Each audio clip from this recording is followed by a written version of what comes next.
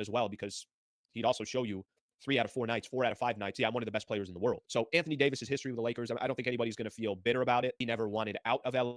He just, was caught in a predicament where the Lakers were clearly making it was going to help them for the future. But not everybody really talked about Anthony Davis. All the chatter everywhere was about Luka.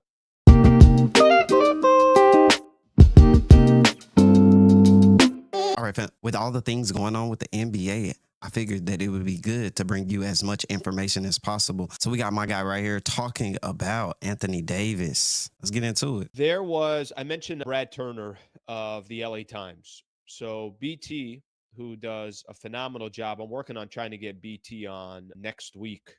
I want to get him on Monday, so we'll keep you guys posted on that. But I'd love to have BT a part of the show so we can talk a little bit about the 2 Lakers-Clippers games that we're going to get over the weekend. BT got a chance to talk to Anthony Davis, and I'm going to read some of the quotes. So much of the storyline, man, here's the reality of Anthony Davis's world. AD's world is as simple as this. He was a Laker for 6 years.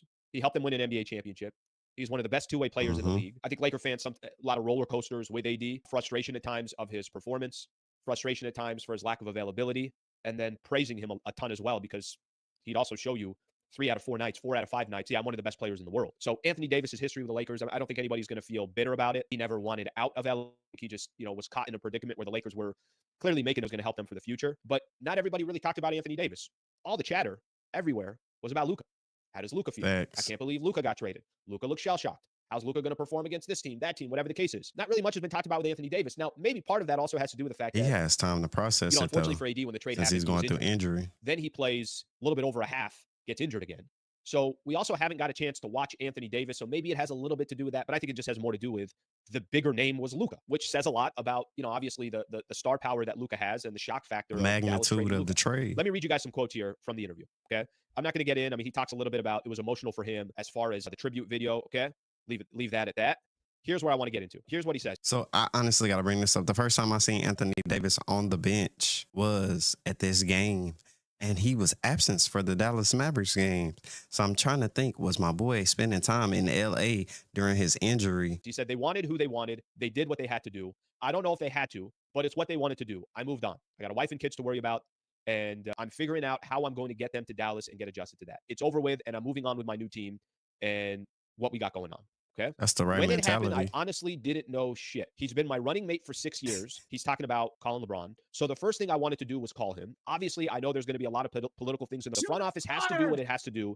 And obviously, they're going to do what's best for the organization. So I don't know if I ever got the real about any of it. Wait a minute. I don't know what's true or what's not coming from upstairs. So my thing is, I'm going to go to my counterpart who I've been running with and see what's going on, get his reaction. And that's all it was. We had a conversation. That was it. Everybody's saying nobody knew and all that other shit. I just don't believe it. But hey, man, I'm past that. I'm ready to move forward with Dallas. Try to get a championship with these guys. First off, getting back to all the emotions last night when it was just a shock. Okay, so what's Anthony Davis saying? I think Anthony Davis, the front office has to do what it has to do. Obviously, they're going to do what's best for the organization. That boy Anthony Davis is so I don't know if I ever got about any of it. Okay, I think that's a good place to stop right there. And listen, I'm trying to have some consideration for Anthony Davis in this process as well, which it's been tough to do. I mean, I've also been sold on I get it. I understand. Yeah.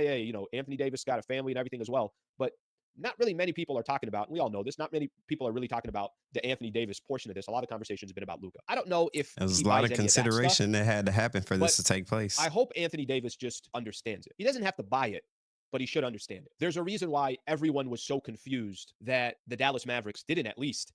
All right, what do you got here? Still here? Everybody got me? Like my video went off there for a second. There's a reason why everybody, I think if you kind of look at this and you pay attention, there's a reason why the shock factor really didn't include AD's name a ton. But I think AD's got to at least understand they had a chance at Luka. Anthony Davis didn't get traded for nothing. I mean, Anthony Davis, I think we all know the value Anthony Davis has in the league. I don't think he needs to feel as if he got done dirty, even though he probably does. He probably says to himself, I won an NBA championship with this franchise. I thought I was going to straight dirty work. Lakers overstepped their boundaries on this one. And in the back of his head, he feels like him and consider trading me. But I hope he understands it. And you know what? The thing that I like about this article more than anything else, I do like that we finally got to see his perspective, because we really haven't got to see his perspective. I want to see his perspective. I'm going to play you guys one piece of sound here that I think a good piece of sound. I think it actually explains a lot as well. If you made it this far into the video, make sure you smash the like, subscribe. And we be going a very, very into the weeds of why this was getting all the good tea. Let me just play this for you guys here so you guys have an idea from Jeannie's perspective in your world. The conversation started a couple weeks before the trade was executed. And what was okay, so I did have a chance to see this interview.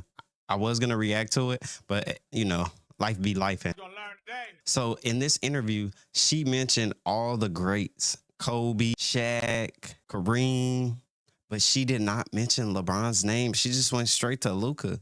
So I'm starting to think that this whole plot to keep LeBron's legacy from actually taking off the way he would like it to take off, it's being managed by the Lakers office. And they're trying to somewhat put LeBron to the side in order to give the credit to Luka Doncic by bringing him in, making him the face of the Lakers.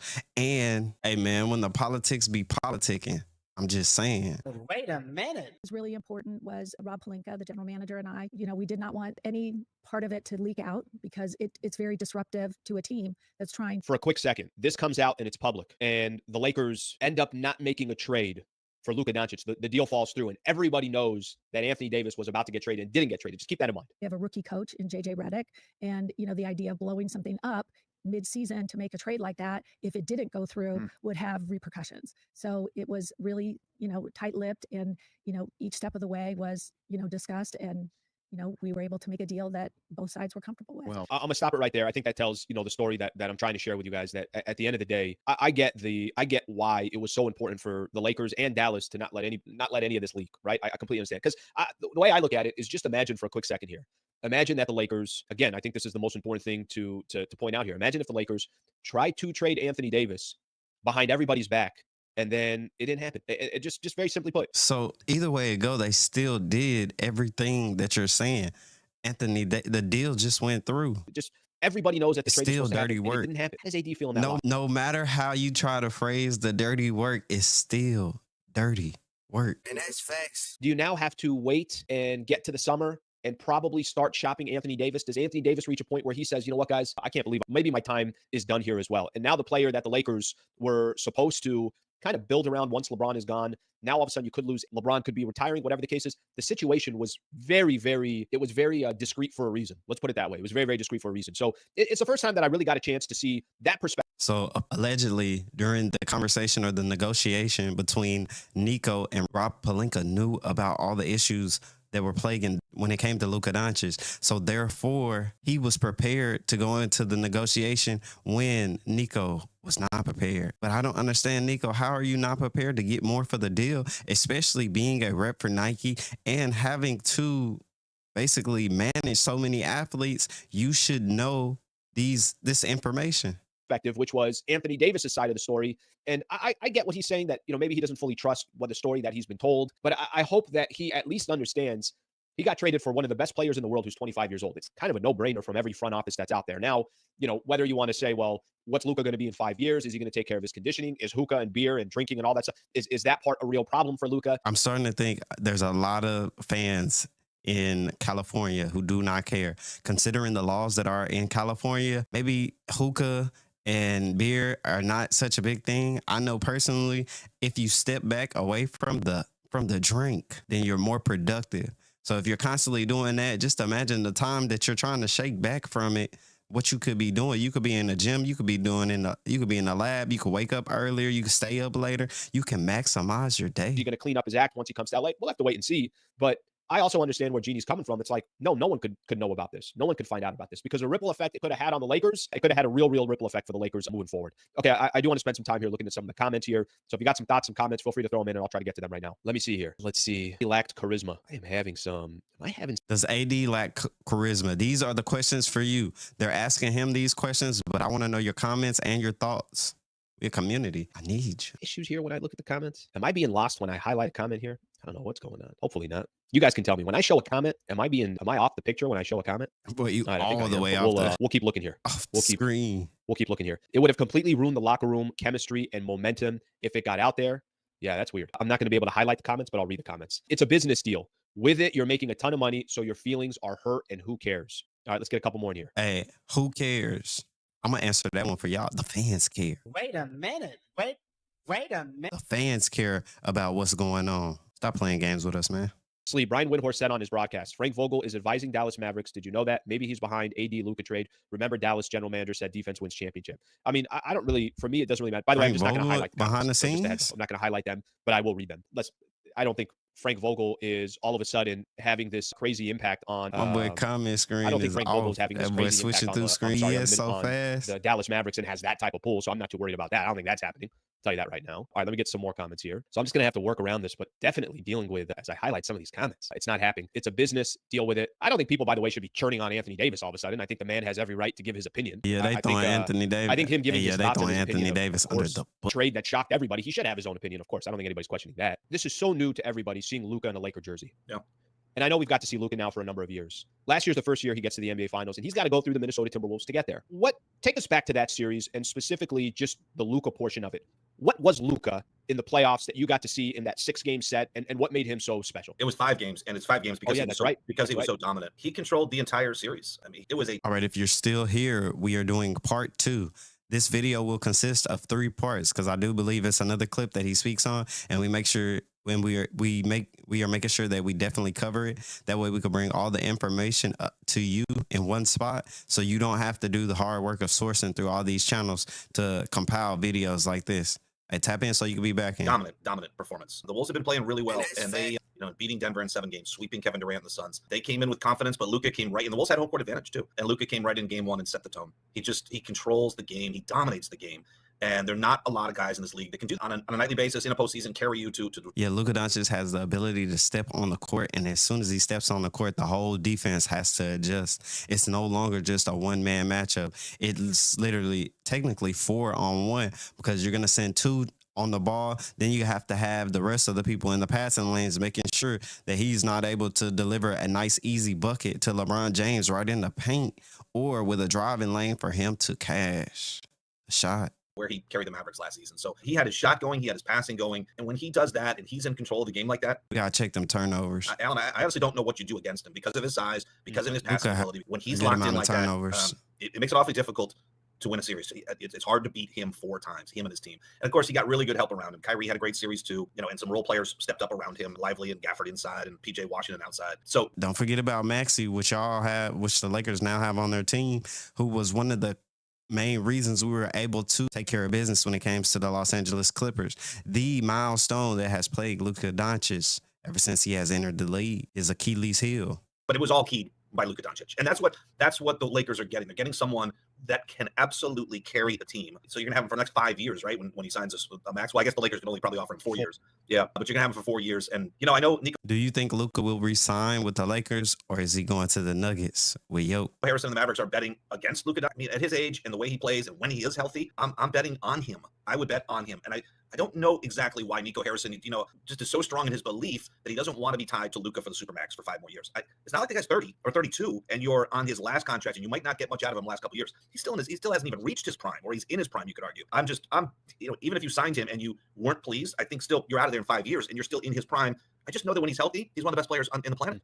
That's why I'm not. If I was the Mavericks, I'm not trading him. But yeah, I think that's, and the reason why I asked the question is because how much can This is why we said the trade don't make sense. I don't think anyone's going to argue that. Now, they've also been playing phenomenal basketball. They're on a stretch where they're 15-4 in their last 19 games. One team that they've had an incredible amount of trouble with, which is the Denver Nuggets over these last few years. They go to Denver and beat them 123-100. Great game, and Luka's phenomenal. I guess that's my point is how much do you think, even though it's a flawed roster, and even though you don't have the rim protectors that that Dallas had in that series against Minnesota, is it just as simple as this, that you get in the playoffs, you're a top 4, top 5 seed, which is probably where the Lakers are heading, probably in somewhere that direction. You got LeBron and Luka in a 7-game set. You know basketball better than anybody else. Just how dangerous is saying, wait a minute, you got 2 of the highest IQ players, guys that can do this. It's kind of funny. I think Luka now is going to offer something to LeBron that he hasn't had in a really long time, which is, so I don't have to control the entire game. No. Actually, Luka can do that. But how dangerous does that become? Or is it, no, you know what? Give me a month to see what this team looks like before anything else happens. Both, but I think you're right. Like when you have 2 talents like LeBron and Luka, they're just not. He can rest while he's on the court. You're right. You mentioned the high IQ, and they can pass. They can set up teammates. They know the nuances of the game, things that don't show up in the box score. Who to get touches, when, what matchups to take advantage of. All those things, and those become crucial in the postseason because that's what series are about. It's about matchups, about seeing that same team 5 to 7 times in a series and being able to execute. And both these guys execute at a really high level. So I would like to see a little bit more. The 15-4 is nice, but that's with Luka. They probably still have some things to iron out. Doesn't mean it's going to be smooth the entire way either. There'll probably be some bumps in there, maybe a couple of head-scratching losses. That seems to happen to everybody in the league. But I think, it's not a perfect roster around them, but boy, they can cover up an awful lot of holes. Maybe you don't have the aerial passing of a Lively and Gafford for Luka, but well, the thing is, what the Los Angeles Lakers is going to have to work on is the team as a collective effort getting over 100 points. Now, when Luka was in Dallas, it wasn't hard for the Dallas Mavericks to get to 100 points. We knew we were going to get there. The game plan was outscoring the other team. Those kind of guys make it work no matter who they've got around them. So, can they get to the NBA Finals? That's probably a little bit of a stretch. I'd like to see more before you probably think that they can get that far. But it's certainly off to a good start. And then with the IQ of those two guys, I think you're in really good shape, and they can solve some problems that maybe the roster doesn't have. They can make up for in other ways. So it's certainly off to a good start. And like I said, I think there might be some bumps along the way, but we'll see because there's still another month or 6 weeks of the season, whatever it is that's left. What do you make it? Just give me your thoughts. Lakers got Timberwolves tonight. Obviously, for somebody who's there for every single Minnesota Timberwolves game, what do you make of their season so far? What should we be expecting tonight? I know not fully healthy, but what have the Timberwolves been? A roller coaster. They've been an absolute roller coaster. They started the year winning 6 of 9, then they lose 7 of 9, then they win 6 out of 7, and then they lose 7 out of 10. The Western Conference. So we got Lakers Timberwolves tonight. Kind of talked a little bit about them. What do you? If I told you right now, just is it as simple as no, everything's going to run through OKC, or do you have some hesitation there because they are a young team? They have not been. How y'all to the feeling NBA about Finals. OKC? I think they can take care of business this year. Top 3 teams in the Western Conference. What are the teams that you're looking at? OKC is the team to beat, basically because of the gap they've got right now over Memphis, Denver, Houston. I do think, even though they've only won one playoff series, so they lost in the second round of Dallas last year, I do think that's given them a little bit of experience for the postseason, and they're going to have some time here. Chet Holmgren is still not. He's not fully integrated yet. He's clearly working his way back. He's not playing in the second back-to-back. He doesn't look quite, and this is no fault of Chet. It's just coming back from a major injury. It takes time. How serious they're is this Chet Holmgren injury? We got here for him to get back on the same page. But they blew the lead against the Timberwolves, which is concerning because of the hugeness of that lead. I mean, it was not only 25 points in the third quarter; it was 24 with my boy really trying to get these words out. Y'all see that? I getting stuck. He leaving it behind. 11 minutes to play. Thunder were up 16 with 3:42 left, Allen, and the Wolves finished 16-0. They couldn't get a bucket. The Wolves threw a junk defense at them as far as doubling Shea, backing into a zone, and nobody else can make a shot. That, I think, around the league, not only for the size of the comeback, but okay, maybe OKC is not as perfect as we think they are. They don't lose leads like that. That doesn't happen to them. And then even though they won last night, I think they were in Brooklyn, they gave up a ton of points. They're the number one defense. That's not what they do and how they do it. And so I keep my eye on them just to see if they can kind of right the ship after this loss to the Timberwolves. After that, I just think it's wide open. I really do. Memphis has been, Taylor Jenkins, I think, is an underrated coach in this league, but they've only won one playoff series. It was against Minnesota 2-3 years ago now in the Ja Morant era. And so as good as they've been, they've only gotten out of the first round once. Houston, the Wolves have I think won 3 of the 4 meetings. Not 2. They went 2-2 against Houston. I think Houston's got some issues too when it comes to teams that love to run and force turnovers. Houston got some problems because what's his name? Amen. That boy is just too much. He like us that has gotten comfortable in the league. Like, bro, calm down. There are certain things that work in the regular season that don't translate as well in the postseason. Games become better in the half court, and Houston has an awful half court offense, which I think might be a problem for them going forward. Denver, every time they take someone away from Nikola Jokic, he seems to get better and better. The more they put on his shoulders, the more he seems to be able to handle it.